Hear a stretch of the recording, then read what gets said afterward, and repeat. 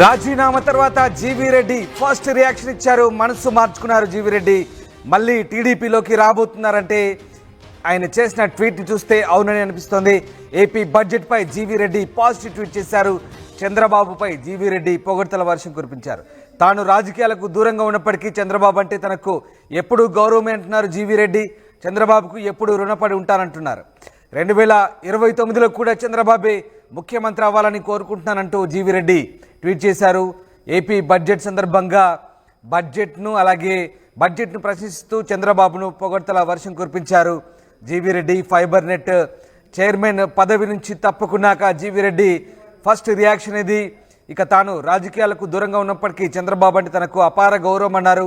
చంద్రబాబును ఎప్పటికీ గౌరవిస్తానన్నారు. చంద్రబాబుకు ఎప్పుడు రుణపడి ఉంటానంటూ ఆయన చేసిన ట్వీట్ ఇప్పుడు ఆసక్తి రేపుతుంది. ఒకసారి ఆ ట్వీట్ చూద్దాం. చంద్రబాబును పొగుడుతూ ఆయన చేసిన ట్వీట్ స్క్రీన్ పై చూస్తున్నాం.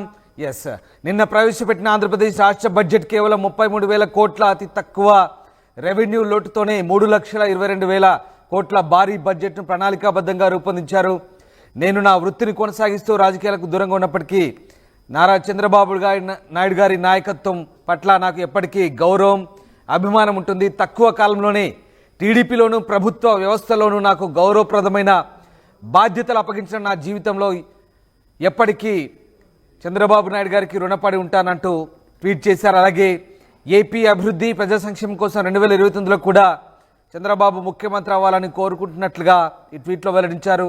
రాష్ట్ర పురోగతికి చంద్రబాబుకు మద్దతుగా నిలవడం ప్రతి అభివృద్ధి కోరుకునే తెలుగు వ్యక్తి బాధ్యత అంటూ జీవీ రెడ్డి ట్వీట్ చేసడం ఇప్పుడు ఆసక్తిని రేపుతోంది.